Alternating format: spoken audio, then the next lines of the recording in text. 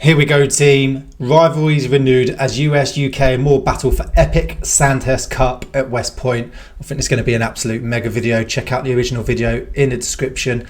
As always, please like, share and subscribe, and check out our merch and our coffee over on our website. Comment below what your thoughts are, what you want to see next, but let's get into it.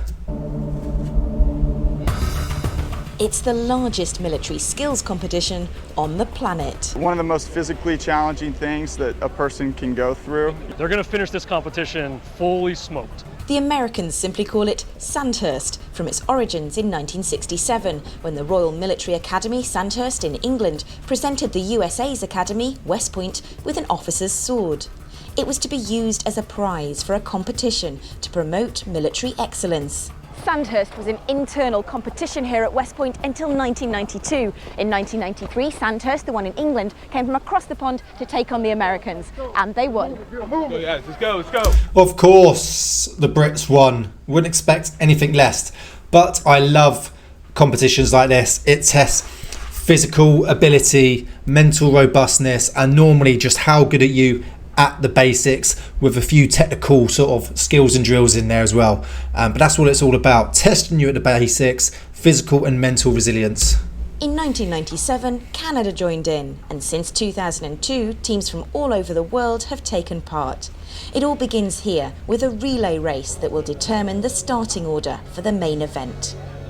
3, 2, 1.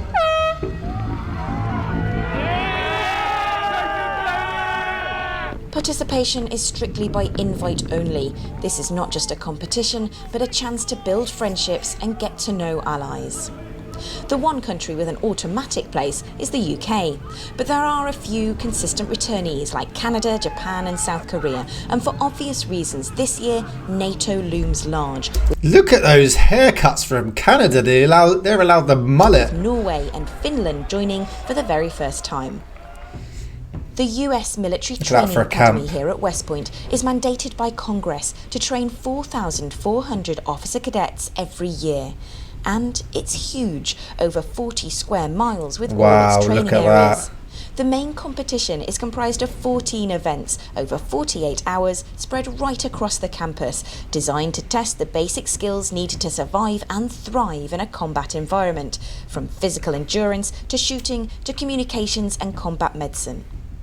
This literally reminds me of the Cambrian Patrol tests and competition that the Brits host every year in Wales, in Brecon. Loads of countries come in, and it's over 48 hours over the Brecon beacons, and you basically have to patrol a certain distance, carrying all your kit and equipment, and along the way you get to different tasks, stands, could be weapon handling, skeleton arms, could be SEERS, could be medical, could be CBRN. You get tested in your navigation, your patrol reports, you might have to do a recce. It's different each year. It's basically to test you at the basics, and loads of countries from all around the world come to Wales to attempt it.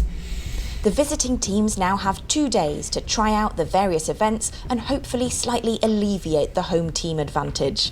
First up, the British try out the M17 pistol, not a weapon they normally use. Anybody not fired a pistol before? Awesome. You see any wildlife on the range today? Wave your hand, yell ceasefire, let us know. Please don't shoot the animals. There shouldn't be any out there, but we've had deer, bear, and turkeys out there before. Bears.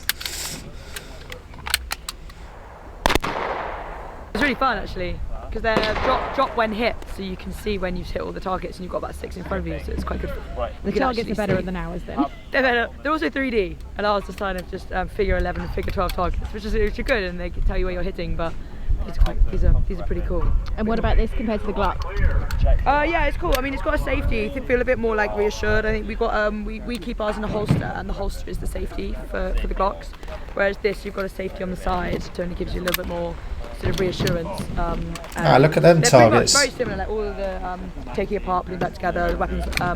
Most of the weapons handling is pretty similar to our Glock, so it's not too much of a disadvantage going to the competition. It's like that. So yeah, so what she was saying there, the Glock actually does not have some form of safety catch on it. Has a 2-point on the trigger, and then what you do is you have your holster. You've got 2 safety locks within the holster. You can obviously have one automatic when you slide it in, and then you can switch the other safety on, and that is your safety. The weapon will not be able to fire while they're on. You then have to take the weapon out, take the safety off, take the weapon out to then engage with the pistol. Another event will be to don full US chemical, biological, radiological and nuclear protective gear and then conduct some sort of task. Communicating alone I found was probably going to be difficult, though Sandhurst are hopefully slightly more proficient. Gas. So you normally have 9 seconds to don your respirator. Definitely not like that. Whilst wearing the kit, the teams will need to tie knots and at speed. So having mastered the outfits, it was then time to try tying. Up the hole, around the tree.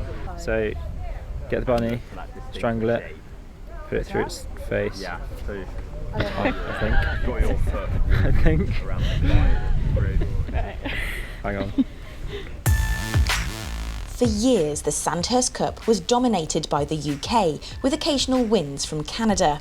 Then the US grew tired of losing and built a team whose sole purpose was to train and compete in military skills competitions. Let me introduce Uzma Black and Uzma Gold. That is typical American, isn't it? We're losing, we've got enough personnel, we're just going to make a team that constantly just trains and attempts military competitions. It defeats the object of testing your standard soldiers or officers at the basics to make sure they're up to standard and they are performing. Typical. Message for the British. Seems like nice team, but just so they know they're not going to win it this year, they're not going to take the sword from us. So we'll see them out there on the fields of friendly stride. This year, representing the Royal Military Academy Sandhurst, we have the red team and the blue team. I ask them who are the ones to beat. It feels like everyone's out to get us, to be honest. Like, Does it really? Yeah, I think the Americans have definitely got it in for us. Is this like the Eurovision Song Contest? It's like no one wants us to win. Yeah, except it won't be nil points for us this time. So. Ooh, fighting talk. Fighting talk. They all like to make a lot of noise, and I think we're more shut up and just get on with it. I don't think there's anything particularly fearing. Not a massive fan of running, and there's a lot of running, but it's fine. Alec, come on! Faster, let's go! You gotta push it! Coaching the Sandhurst teams is Captain TJ Eddy. He's in the UK on exchange from the US. A lot of them love to make fun of my American accent. It's been nice coming to West Point and giving them a little bit back here now that I'm no longer the minority, but the majority here. So getting to tease them on their idiosyncrasies has been a bit of a pleasure before I go back to my prisoner exchange at the Royal Military Academy Sandhurst. The uniqueness about the Brits is that they are overly calm in most situations. They seem the calmest and the most relaxed of all the teams here, which I'm hoping will translate into them performing very well tomorrow. And that is something us Brits are very good at, is handling high pressure, stressful situations. We get taught it throughout the whole of training, throughout the whole of our career, is just remain calm, and it's something we take on, okay? If you're flapping, you're all over the place, being loud, nervous, then you're not going to be able to perform, you're not going to be able to think straight. So it's all about putting you in high pressure situations, making sure you stay calm so you can handle those and come out with a plan. The Scandinavian countries are quite big this year. Can I talk to you? Yeah, of course. Are you Norway? No, I'm Denmark. Denmark and Finland. Right. Okay. How are you guys doing so far? Doing good. Who are your closest contenders? Well, we have a kind of a Scandinavian battle going on. So we're friends, but we also want to beat each other. That's the way it should be, right, Finland? So. People take this very seriously, don't they? No, I don't think so. At least the Nordic countries, because we know that we are not going to win this competition, and it's much more to be together here and cadets meet each other and have a good time together. We've been training pretty hard. We're not super sure what we're going to do on the military side, but on the physical side, we're super confident. Yeah, we're very, very good at CrossFit, so everything that's lifting weights, we're pretty good. Is there a secret weapon in here somewhere? Oh my gosh, he's right here. Is he right here? Yeah, he's right What's your name? Gabriel. Look at that haircut. This year also seemed to be powered by mullets, not a tactic adopted by the Americans. Yes, the Canadians, they've embraced the mullet. We prefer a nice combed head of hair, clean cut, and that's our secret sauce. Let's go! The relay race created an initial leaderboard, with the British coming in an impressive 4th and very respectable 18th out of 48 teams. Based on this, the next stage of the competition was a military version of the NFL draft, whereby teams had to fight it out to determine which event they would start at and who they'd be up against. Squad leaders were intentionally separated from their teams to put them under pressure. It was a good opportunity for patch trading and to ramp up the fighting talk. Canada's Royal Military College Asia elects to start at lane 7, and I challenge any team that think they can beat us to start with us. Confidence. Royal Danish Military Academy will compete with the Finns in lane 2, and to Sweden, SHOKZ Danish. By the end of the night, the starting order was in place, with the British Blues up against Japan, Norway, Arkansas, Minnesota and Marquette, and the Reds in a group with Finland, Denmark, Vermont, Pennsylvania and Virginia.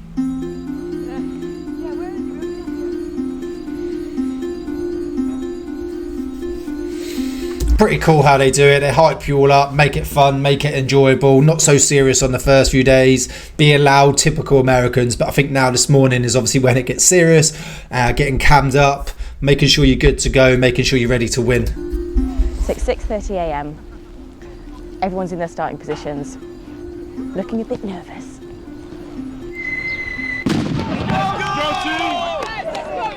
The UK Red Team begin with grenade throwing before moving on swiftly to event 2 on the lake. Welcome to this lane. How are we all doing? Great. We're good? Great. All right, super. This is the Zodiac lane. We're replicating Operation Pegasus on this one. You're going to pick up two team members that are behind enemy lines. Come on.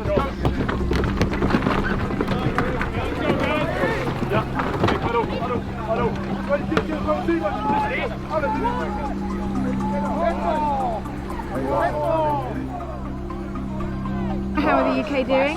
They're killing it. They might get a record time. I don't know. Yes, Red! Hold it out! Hold the boat! Use the paddle fish or closer in!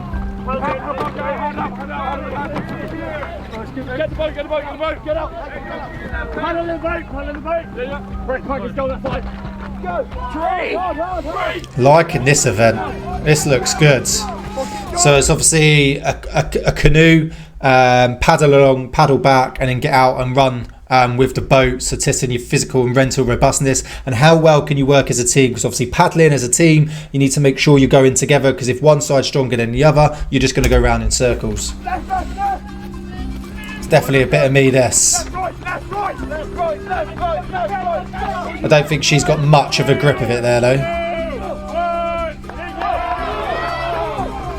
They must run between each event. Getting to the next location fastest earns them time bonuses. Nice, it's a good way of doing it. Make sure people are always working. Maintain your momentum, that champion mindset that you all have.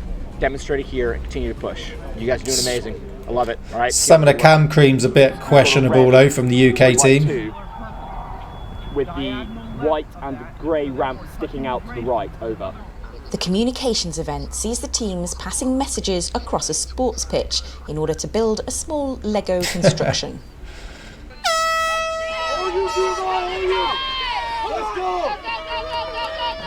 Catch this person, you're good! Catch him! At the end of the hill!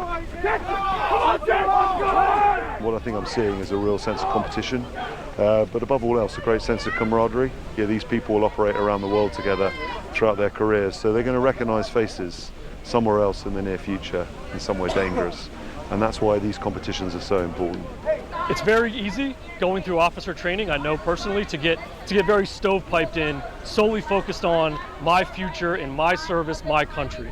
This is a real eye-opening event that no matter what you do in your career, you are not going to do it alone. You are going to have partners. You're going to have the joint force, whether that's American, Canadian, the UK. You're never going to operate alone. So you need to develop those leadership skills and those interpersonal skills to work with a variety of cultures and other militaries. And that's what you get to do here for probably the 1 or 2 weeks a year that everyone comes together here and leaves their home academy. You get to experience what that's going to be like when you operate as a coalition, as a joint force. What's next? Right, so this is going to be the weapons lane, so they'll have to do some sort of physical event in the first half of it, and then they'll have to move down and assemble and disassemble a M249 and an M240 Bravo, both US weapon systems that the Brits don't have.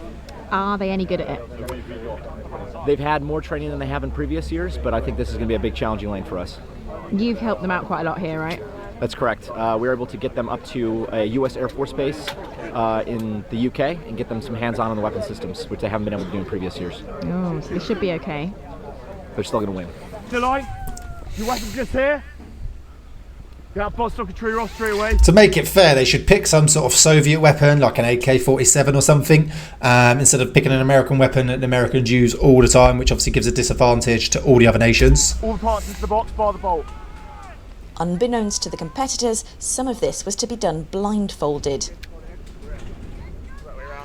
Let's go! Grab those kettlebells and run! Grab those kettlebells and run! Let's go! Drive! Give it your all! No mishaps so far.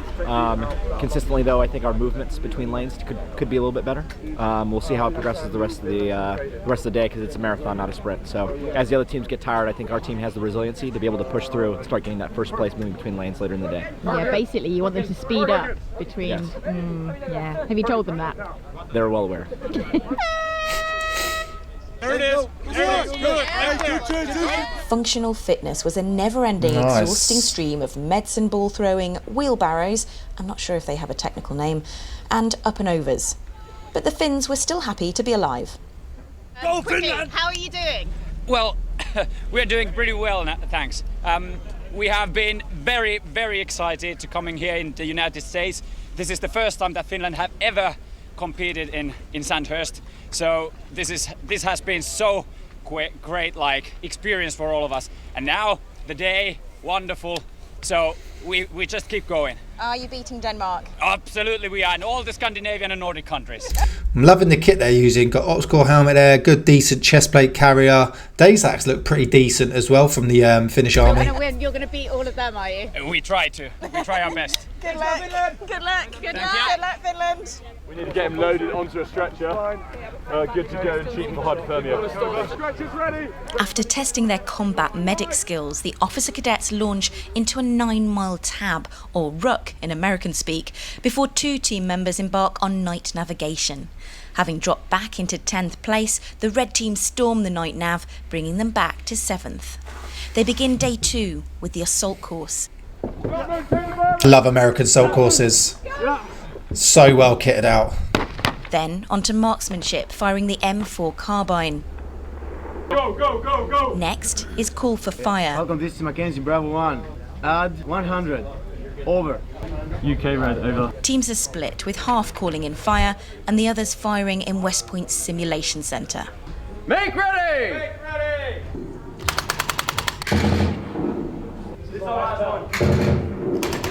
Decent. The last event, the Crucible.